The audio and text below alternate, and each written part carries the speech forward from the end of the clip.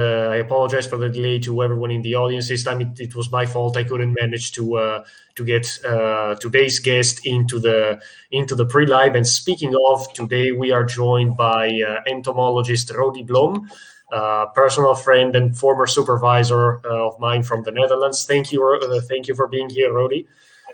Thank you for inviting me. All right, so let's get right to it. So you live in the Netherlands, and you've always worked in the Netherlands, which is known for being a country that is basically built on water. So perhaps it was quite natural that you would be driven to work in water ecosystems, but you are mostly focused on freshwater environments. So what drove you to what brought you to this career? What made you so passionate about freshwater ecosystems? Yeah, well, nowadays in my PhD, I don't really focus on freshwater anymore. But yeah, of course, I'm currently working on mosquitoes, and it's still very much related because they spend a large portion of their life cycle in the water.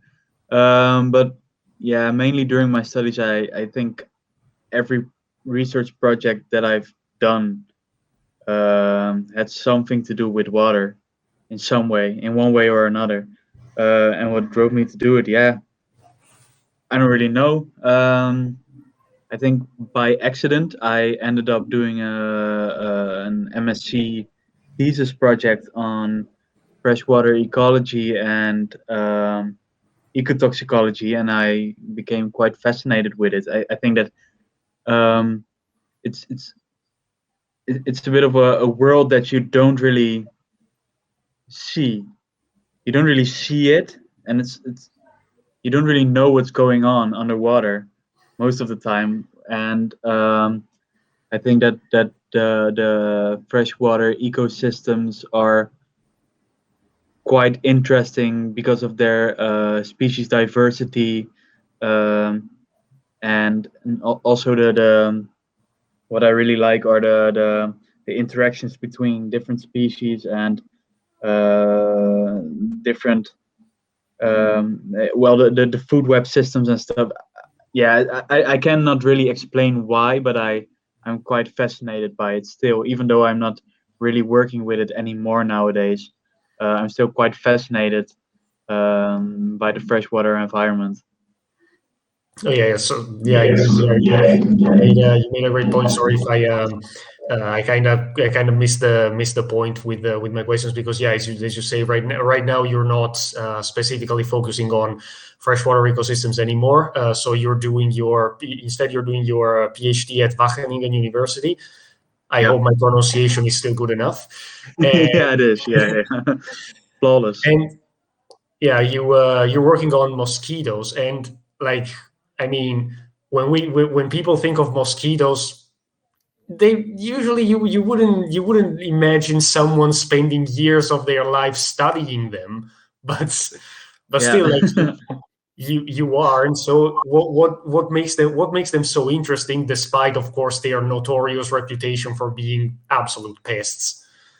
Yeah. So first of all, that also already makes them interesting enough to study. But besides that, like I said, they spend a lot of their a large portion of their life cycle in the water, and I think they have a quite complex life cycle, which I find quite interesting. So as larvae, they spend their time in water and as pupae, and when they emerge, they go look for, or they mate, and then they go search for blood meals, and that's, yeah, I don't know, it's quite a complex life cycle, which I find quite interesting, and also something that I didn't really think about before I started working with mosquitoes, that they in their activity peak. So some mosquitoes are more active during spring, and some are more active in summer, in late summer, for instance. And yeah, they are quite diverse and quite interesting because of that. But yeah, well, my main focus is on mosquitoes that act as a vector for pathogens. So the work I'm doing is in a consortium, and in this consortium we try to see, or some of the people in the consortium try to see how the environment and our human behavior and the changes in our environment that we cause, how that affects mosquito populations and how that can have an effect on future disease outbreaks here in the Netherlands. So yeah, it's I like how it's all connected to how mosquito distribution and abundance is directly linked to our behavior as humans, and how that directly affects us by the disease risk that they pose to us. Oh yeah, I mean a lot of people indeed like to say that that the mosquito is the most dangerous animal in the world. Although, like you said, there are so many species that saying mosquito Mhm. is pretty much nothing, I guess. So yeah, that's so indeed. So you are focusing on the also on the disease transmission factor, and indeed, how does that exactly work? In case someone in the audience is not familiar with it, how do mosquitoes transmit diseases to Mhm. humans? Yeah. So in my case, I'm mainly focusing. Well, I'm really focusing on the mosquito. So in my consortium, there are also people really focusing on the disease transmission dynamics, but I'm mainly focusing on monitoring mosquitoes and placing that in context of disease transmission. But in short, a mosquito can pick up a pathogen, can be a virus or a parasite, for instance. Um, they can pick it up by taking a blood meal from an infected host, and then they can transmit it to another host. So then the mosquito has to become infected by the pathogen, and it has to disseminate through, or it has to pass the barrier so that it also ends up in the salivary glands, so it can transmit the pathogen again. Um, so in my consortium, we mainly focus on zoonoses. So those are diseases that can spread from animals to humans, and yeah, there are also people in my consortium, for instance, really looking at reservoir hosts. So birds, for instance, that can carry West Nile virus, and when an infected bird gets bitten by a mosquito, and that mosquito is a competent vector of a pathogen, for instance, in this case, West Nile virus, then the disease or the pathogen can be transmitted to the mosquito, and then the mosquito can transmit it again to another host, such as a human. But in the case of West Nile virus, a human is a dead end host. So a mosquito cannot pick it up again from a human. Oh yeah, so you mentioned West Nile virus, which from the name at least doesn't sound like something native or endemic to the Netherlands. So was it where was it found recently thanks to studies on mosquitoes, or has it always been there? Uh, yeah, it was actually found by our studies. Um, so there's been bird monitoring for a couple of years now. Um, and together with Leiden University, we also set up a mosquito sampling in the field. So we sampled mosquitoes in 16 locations throughout the Netherlands, and at some point, a West Nile virus positive bird was found, and then after that, we also found infected mosquitoes.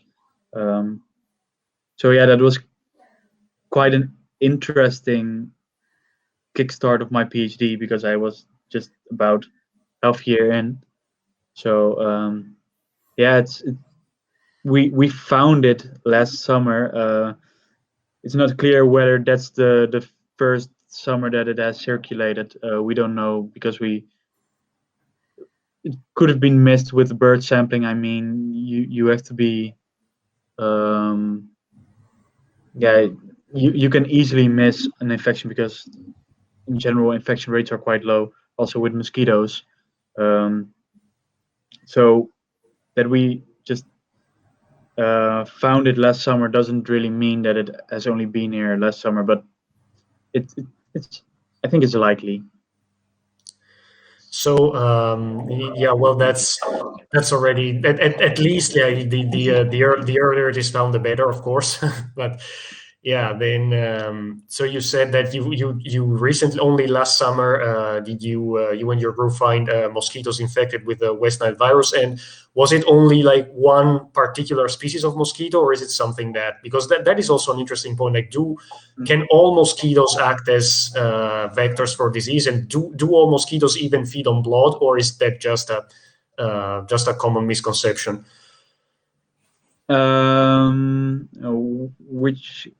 Which question do you want answered first? Up to you.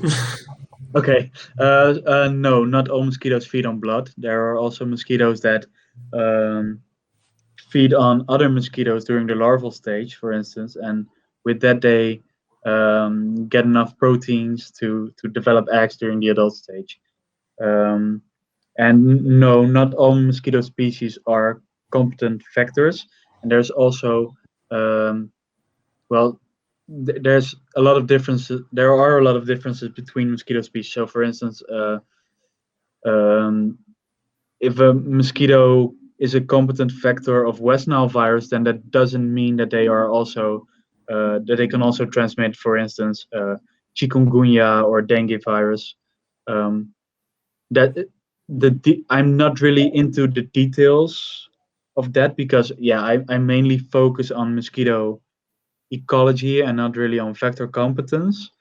But in the study from last summer, we only found it in one species. But I do have to admit that we still need to process a lot more mosquitoes. We didn't process everything yet, um, but that particular species is also known as a common West Nile virus vector. So um, yeah, that we found it in that species wasn't really a surprise. It was a surprise that we found it in general, of course, but that we found it in that species. That yeah, if it had to be one, then I expected it in that one. Well, yeah. Hopefully it stays. Hopefully it stays within that one even after you process all the remaining samples. So, Nick, you said that you are more concerned with the ecology and also the reproductive biology of mosquitoes, and that is perhaps another interesting aspect to bring up, because indeed everything that, at least from I know basically nothing about mosquitoes, but still all Mm. that you hear in popular science or in the media is about the disease side, but we basically know nothing about how these animals live, like how they basically how they interact with their environment. So what is beyond the mere disease side when it comes to mosquitoes? Like how do they reproduce? How are they born? Where do they grow up and such? That's a very long question, but indeed, I'm pretty Yeah, sure I'm pretty sure people know so little about it that but that there's just quite a lot to cover. yeah, and it also differs between species. I mean, um, there are, for instance, mosquito species of which the larvae live in plant roots, for instance. But in general, mosquitoes lay their eggs in or on the water, um, and then when the eggs hatch, the larvae stay there until they pupate, and then they emerge and they spend their adult part of their life cycle they spend as flying insects. Um, and then in general they well, it kind of depends per species, but in general they take blood meals to produce their eggs. So they take a blood meal, then use the proteins in that blood meal to produce their eggs, um, which they then can lay on on or in the water again. But as I said, it kind of differs between species. So, for instance, the species that I'm focusing on, Culex pipiens, which is the common house mosquito, the most abundant species, and it's also quite widespread. And that's also the West Nile vector that I just told you about. Um, they have the, I think, in terms of life cycle, they have the most simple life cycle. So they lay their eggs in the water, which is where the larvae grow. They pupate there, and then they emerge, and then they hatch, they mate, they go for a blood meal, they produce their eggs, and then they lay their eggs again. Um, but the funny thing is that this species is also very interesting because um, they have two forms, and these two forms, so-called biotypes, they differ in their behavior, which is quite interesting. So one of them goes into diapause in winter, and the other one remains active in winter. And that's actually what I'm currently really focusing on with my research. So I sample hibernating mosquitoes as well as winter active mosquitoes. Um, and I do that by just manually collecting them from the field and by collecting mosquitoes via citizen science. So yeah, how now I'm even more curious. Like where do mosquitoes go in diapause? Like where do they hibernate? Yeah, usually just yeah, shelters. So they look for shelter. So what they do, for instance, and there have been I've been to bunkers, for instance, old bunkers, where I found a lot of mosquitoes, and also just old cellars. Um, yeah, things like that. Just basically dark dark shelters. Yeah. Then what they do is before the onset of winter, they feed on nectar. They build up a fat reserve, and then they move to these shelters, and they just stay there for a couple of months, and then after that they get out again, and then they go look for a blood meal. Well, that is definitely something I didn't know. I had no idea that even I had no idea that mosquitoes even hibernate. Well, not maybe hibernation is not the correct term. That they went into diapause in the first Yeah, place. So, so yeah, that's already something I wasn't expecting. But also, also something that I didn't know before I started my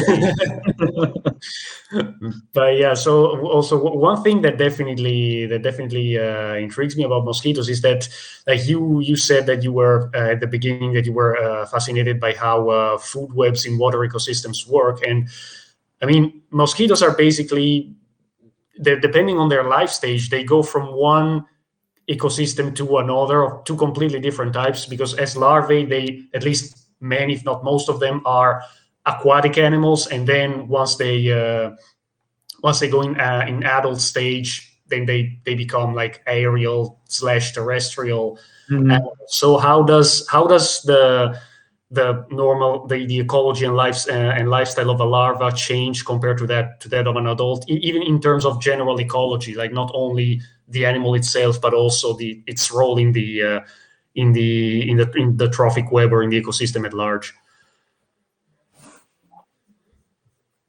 Yeah, so as larvae, they mainly feed on um, microorganisms and small particulate matter, um, and they act as a food source for instance, salamanders, frogs. Well, then mainly tadpoles, small fish, um, predatory insects. For instance, Notonectidae. I don't know if you remember them still from the Living Lab. Yeah, I think I have like flashes coming in my head right now. Yeah, yeah. Like, And then yeah, as adults, yeah, they mainly it kind of depends. So they feed on nectar, and they feed on they feed on hosts through blood meals, and the males do not blood feed, so only the females go for a blood meal. Um, yeah, so and basically they're yeah, those two, or well, there aren't two stages, but um, the part of their life cycle that takes place in the aquatic stage is very different from the one in the terrestrial uh, plane, so to speak. Um, and it's quite interesting actually that it seems that the quality of the aquatic habitat plays a role in um, the um, the performance of the adult mosquito. That's not something that I'm looking into currently, but people are within my consortium. People are looking into that in Leiden, which is funny because you've also done your MSc thesis there, of course. Um, but yeah, it's because of that, I do find them quite fascinating actually. Yeah, Oh yeah, it definitely is. So they can even after they grow and they become adults, like their larval stage still, at least they are the quality of of their life in the larval stage still can still influence how fit they will be as adults, even though they look like two completely different organisms. Like if you look at a larva and an adult, exactly. like Yeah, yeah, as different as a man from a cat or something like that. yeah. Indeed. Yeah, yeah, yeah. But they're still the same species, Yeah, still the same organism. insects are mental. Yeah. That's what And I'm also starting to realize now that I'm working with insects. and yeah, you said that that mosquitoes serve as a food source for many other animals, and indeed this brings up another point that I wanted to discuss. So like because I've read quite a few articles that were arguing about like whether we should actively try to eradicate mosquitoes from the planet, since they are, at least some of them, they are such effective disease efficient Mhm. disease vectors, and they transmit deadly illnesses. And they some of the others were like, but would the world really miss mosquitoes if they weren't here anymore? So like what would you reply to that? Like why should we do you think we should actually conserve mosquitoes, and if so, why would we do that? Yeah, that's a tough question. It's a very common question, but it's a tough question, I would say. Um, because indeed they do play their role in the ecosystem as a food source, and I think that I didn't read it, but I think that a few weeks ago a paper got published in which they uh, they looked at mosquitoes as pollinators, and they saw that certain species really acted as pollinators. Um, but yeah, I find it a difficult question. I'm not really a big fan of eradicating a species completely. I would rather say that we should focus on maybe good vector control, and with that I mean that yeah, it's a bit difficult because for vector control, um, pesticides are commonly used, and I'm not a big fan of that. But yeah, it's hard to weigh the pros against the cons. I mean, they do cause a lot of trouble, and it's not really. I'm just a researcher. I'm not into vector control as much, but therefore I also find it hard to give my opinion on this because I cannot decide whether it's worth it to use certain means to get rid of mosquitoes. I mean, you really want to get rid of their you do not want to get in contact with mosquitoes because well, first of all, they're a nuisance, and second, in some cases and in some areas they can transmit diseases. Um, but yeah, how do you tackle that problem? I find it quite difficult. There are certain tools that have proven to work, but also then it differs between different areas. For instance, it is really setting. It's really dependent on the setting. Um, for instance, vector control in Africa is very different from here. What we could do here, I mean, here in the Netherlands, you can easily put screens in front of your windows, for instance, to make sure that they do not get into your house. In Africa, that's more difficult. Um, and yeah, I mean, it's easy to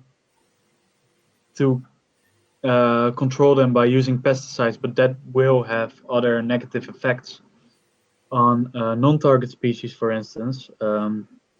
Well, you of course know something about that as well, since you've also done your MSc thesis on the Yeah, effects of. now that you mentioned pesticides, I'm definitely getting flashbacks from 2 years ago. But Yeah, we'll get to that. We'll get to that shortly. but yeah, I find it difficult. I would not say that we should eradicate them completely, but well, good vector control is necessary in some cases where mosquito-borne diseases are a problem. No, yeah, indeed, it's definitely not an easy question, and that I myself have, Yeah, to put it plainly, no effing idea how to possibly solve this. I mean, one yeah, thing that I do want to say is that I mean, you also hear quite a lot when it comes to freshwater ecosystems where mosquitoes are known to live and reproduce. That you hear people say, yeah, we should like drain that swamp or that lake or that pond or whatever, because mosquitoes are a health hazard, and so we need to get rid of them. We need to. So basically, they advocate destroying the entire ecosystem to get rid of mosquitoes. And I mean, again, I'm definitely not an entomologist or mosquito or an aquatic ecologist, but that doesn't sound like at least like a feasible or even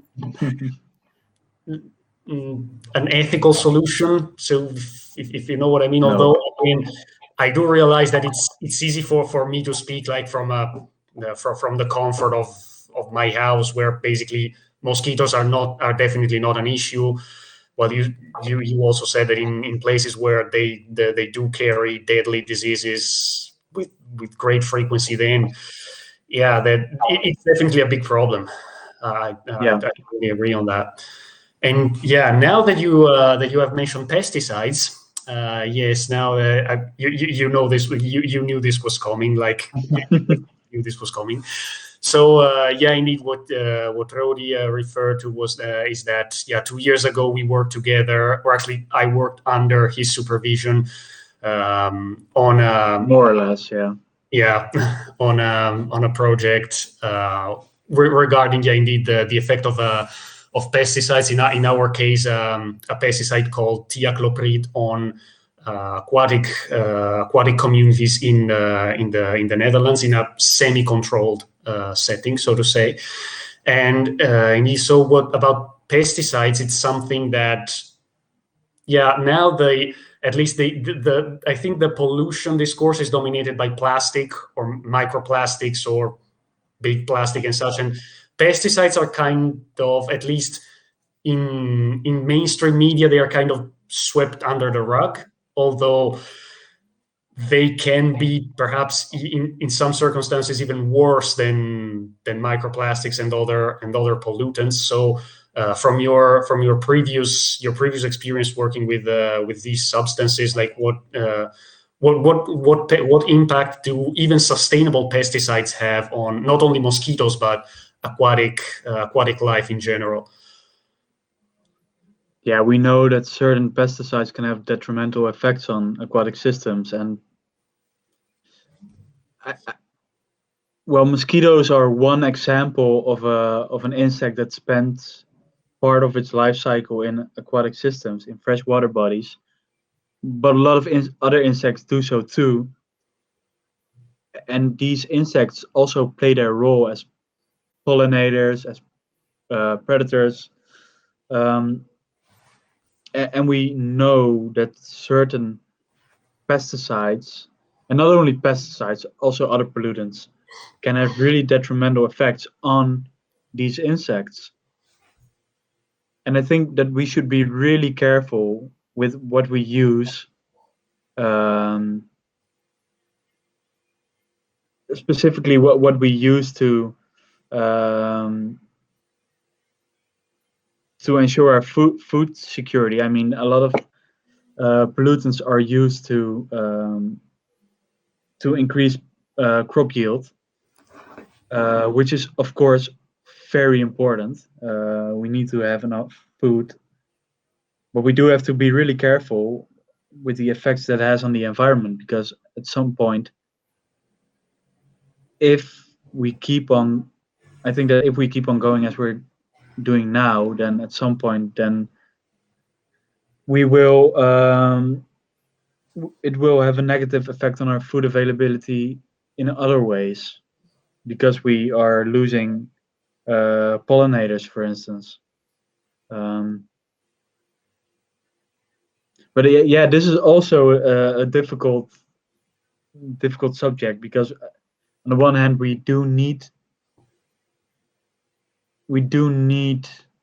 pesticides to a certain degree, but we also don't want to destroy the environment, you know. So yeah, I find it quite difficult, and it would I'm not really into this subject anymore, so um, I'm not sure whether there are a lot of sustainable alternatives. But I do think that we should, before we use pesticides, we should know what the effects of those pesticides are on the environment. And I think that a problem that we're having right now is that we're using certain chemicals before we know what the effects are.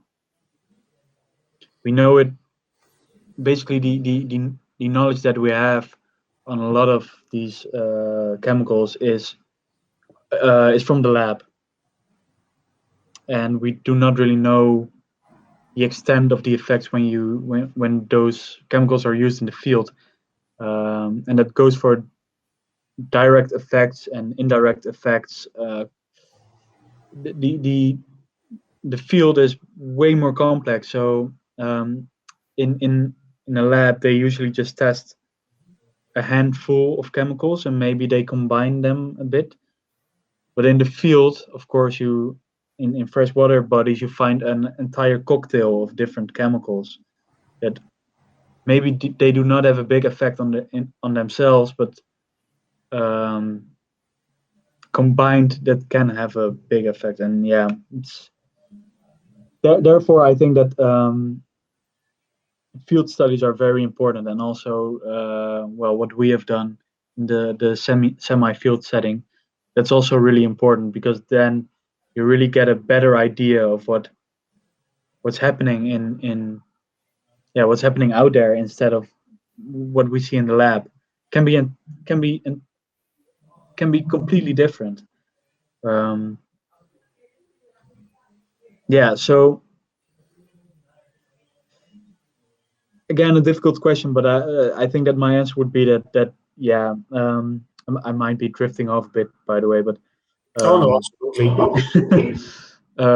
we do have to be aware of what the effects are of what we're using to ensure our food availability, and that's difficult. Yeah, like perhaps even thiacloprid itself, which again was the pesticide that we worked on, might be a good example of this, because if I remember correctly, it was banned for use in the European Union last year, although it had been in use for quite a long time before, and it was branded as a sustainable pesticide because it's because yeah, indeed, before like better assessments came about, then they really thought it was a much better alternative to other products, but then it still ended up being banned. So something was definitely not right. And then Mm.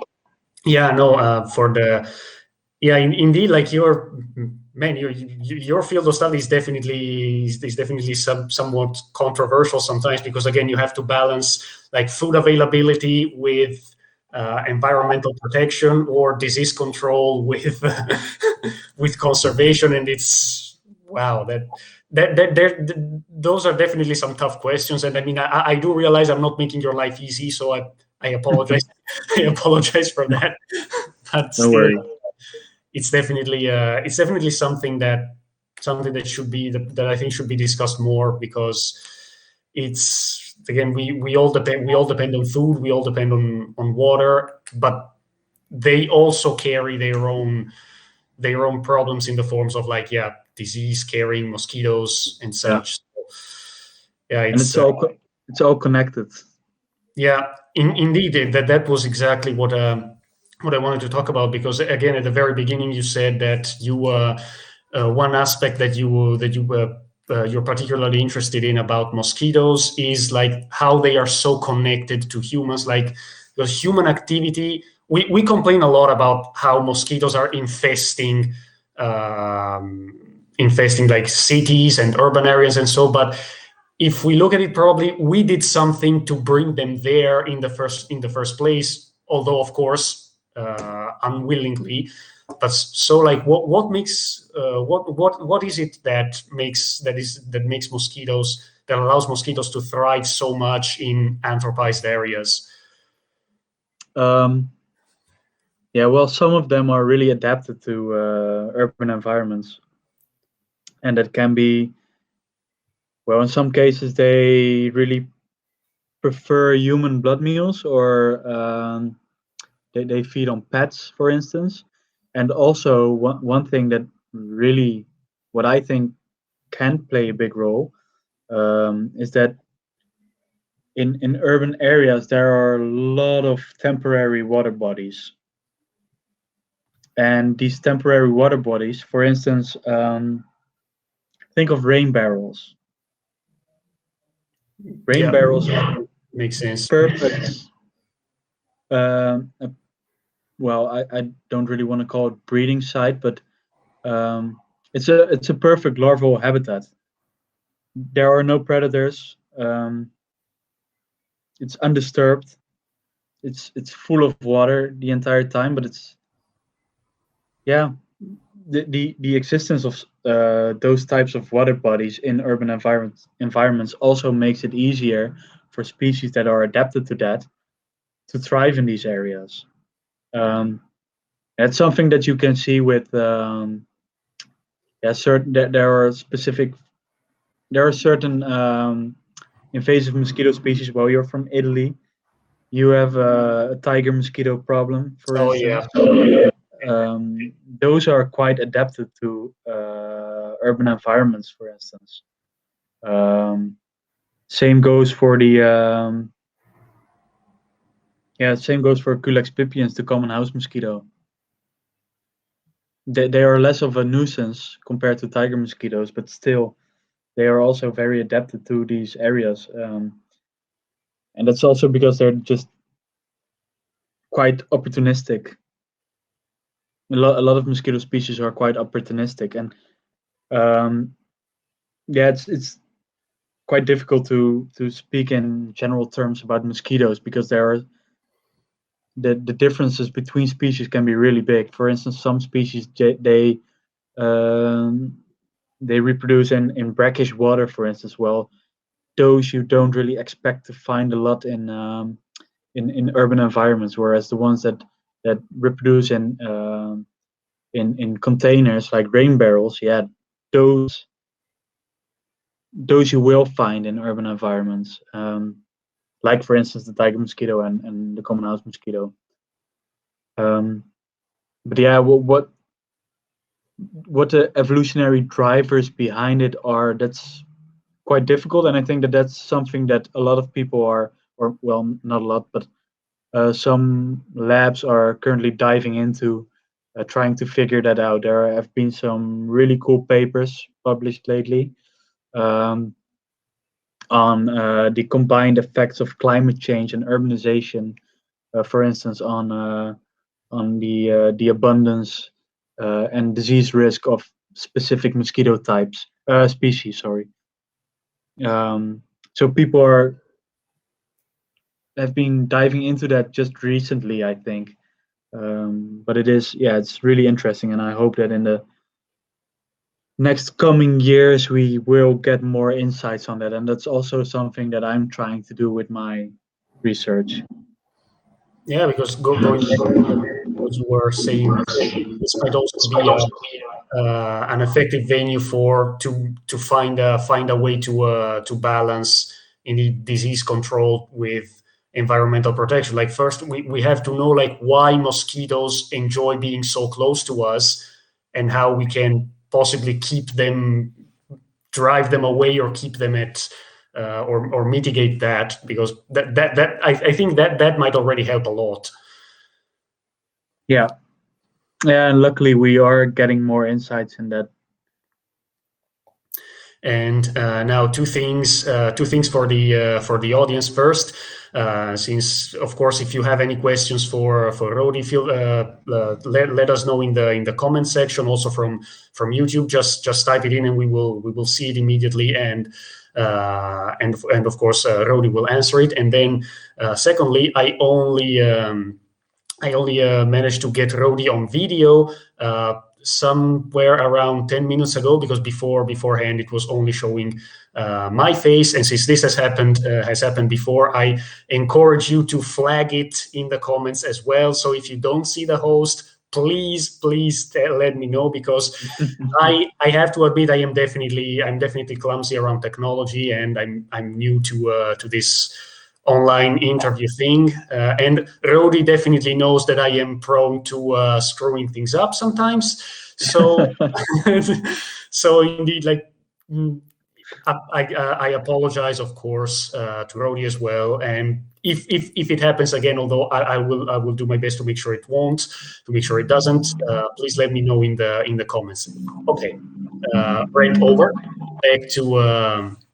Back to us, Rody. And indeed, when you mentioned the tiger mosquito problem, because the tiger mosquito, like you said, is an invasive species, and indeed about invasive species, like that is also something we have dealt with 2 years ago Yeah. with the red swamp crayfish, which is an invasive, indeed, freshwater crayfish imported from North America. And by the way, right now I'm in Tuscany. I'm here doing some field work for a completely unrelated project on turtles, sometimes on Oh, cool. turtles. And indeed, even here, it is rife with those crayfish. So yeah, I got like bittersweet memories when we found like five of them in each trap when we were looking for turtles. But The- yeah, they is it the same species? Is it Procombolus yes, clarkii or yeah? yes, it's that one. I mean, they are not as big as those that we had in the living lab, but those ones we bought from those ones were captive. So Yeah. probably they had it better in the first place. But so indeed, about in invasive species, that is also something that affects mosquitoes as well. Like, are there any invasive mosquito species that are out competing or displacing natives aside from the tiger mosquitoes, like in the Netherlands, for instance? Mm,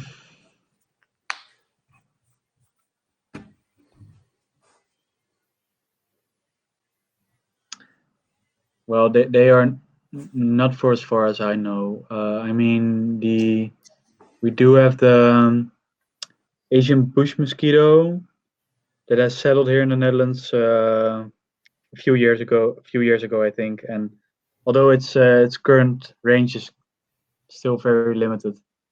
Um, and yeah, we don't have any populations of tiger mosquitoes or something. No, no. Yeah, here in the Netherlands, we don't really have a huge invasive species problem. Well, mosquitoes then. Um, we don't have a huge problem yet. I don't know if it will happen.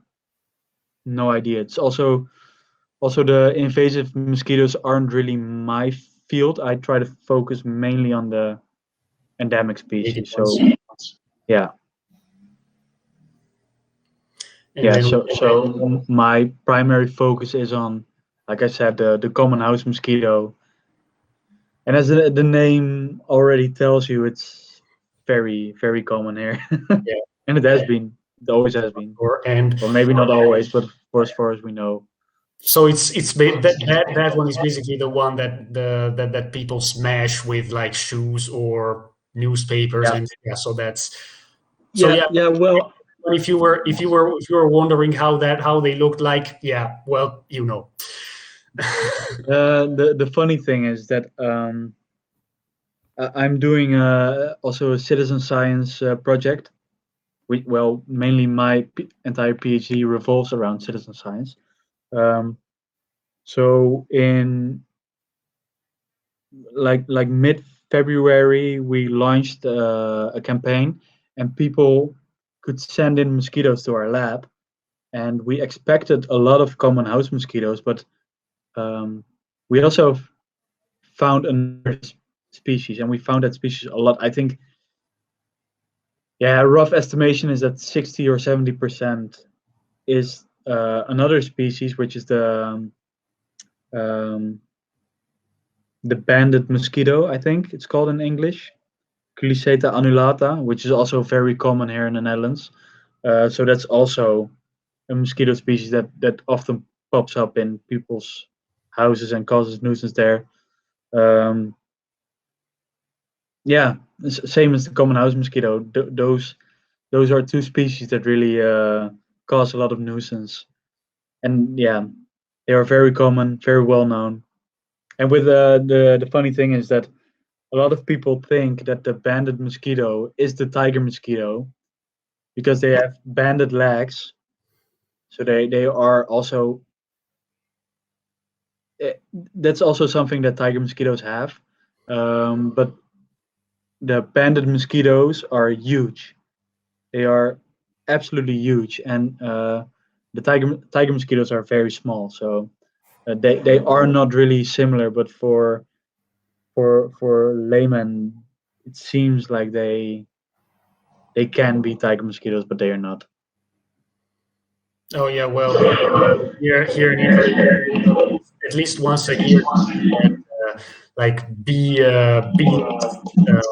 online newspaper article about like, yeah, indeed, the tiger mosquito doom or something like that, was saying that tiger mosquitoes will come in apocalyptic swarms to like uh, barge into your house and all that. But I mean, of course, they are here. They definitely are here. But if that kind of scenario really were to happen, I'm pretty sure Italy would the Italian population would be like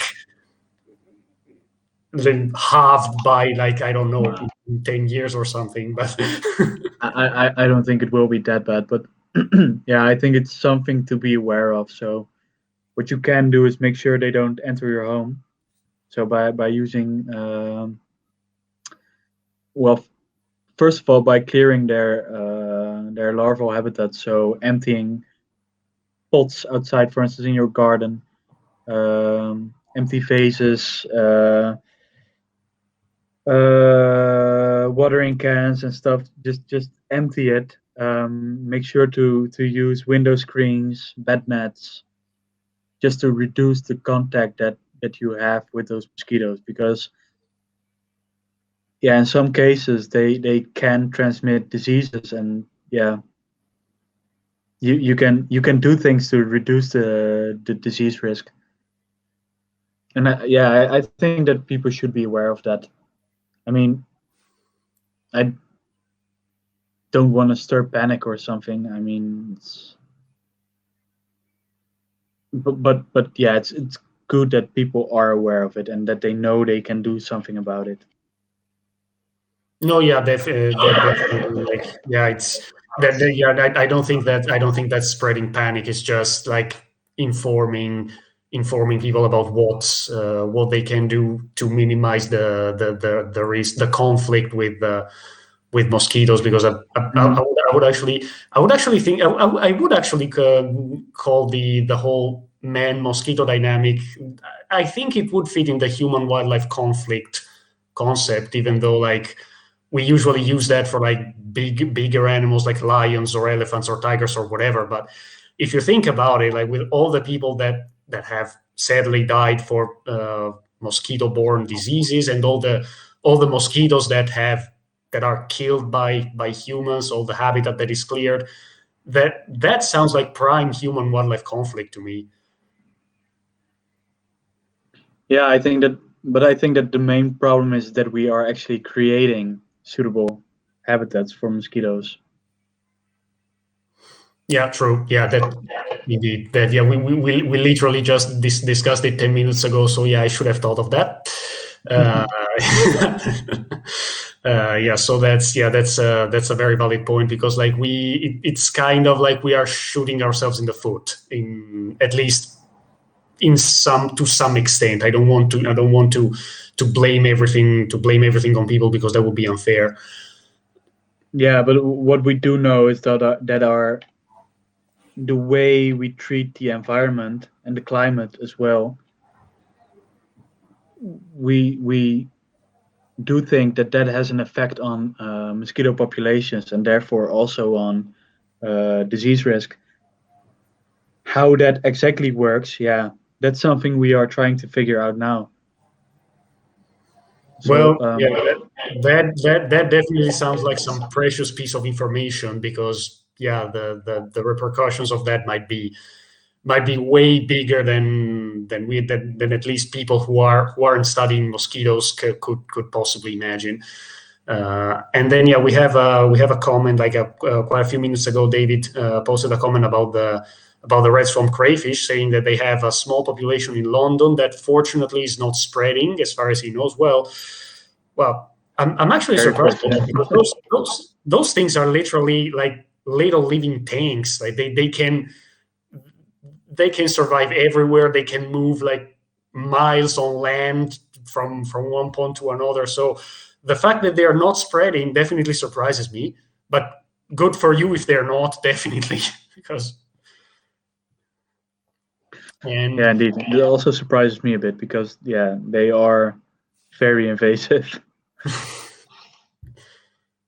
and then yeah, since there are there are no more questions from the audience, I think we have reached the conclusion of our interview. So once again, thank you so much, Rody, for being here today and talking about what I think is a very important topic, because indeed mosquitoes are such a have played such a big role in human history, I would say, as Yeah, well. So yeah, they are yeah. definitely animals we should pay more attention to, and even aside from the strictly epidemiological sense.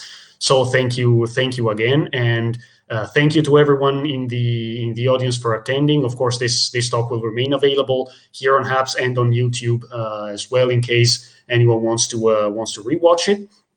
And again, my apologies for the video issue. I'm sure I have got it sorted by now. So this will not happen again. At least you got to see Rody for 25 minutes or something. And yeah, so the Snakeman's Lair will be back next week on April 22nd with another great guest. This time we will be talking about wildlife rehabilitation, specifically concerning bats, and coral reef restoration in Australia with rehabilitator Rosalind Perich. So I hope you will join us. You will join us next week, and thank you again for being here. And yeah, hopefully see you all soon.